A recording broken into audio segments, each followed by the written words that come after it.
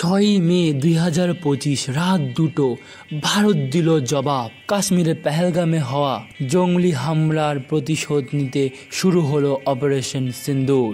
এই অপারেশনে ভারতীয় সেনাবাহিনী 6 মে রাত 2টোর সময় পাকিস্তানের 8টি জায়গায় চালায় 9টি নিখুঁত আক্রমণ।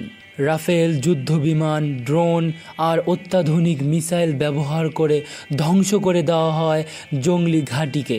কোনো সাধারণ পাকিস্তানি নাগরিক আহত হয়নি, টার্গেট ছিল শুধুই সন্ত্রাসবাদ।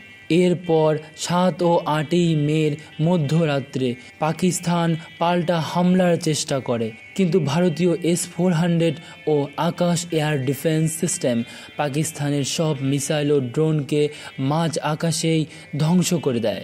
ভারতের কোনো ক্ষতি হয়নি। 8 মে সকাল ভারত পাল্টা জবাব দেয়। লাহোরে থাকা চীনা প্রযুক্তিতে তৈরি পাকিস্তানের এয়ার ডিফেন্স সিস্টেমকে ধ্বংস করে দেয় ভারতীয় বাহিনী। এটা ছিল ভারতের পক্ষ থেকে স্পষ্ট বার্তা, ভারত চুপ থাকে না।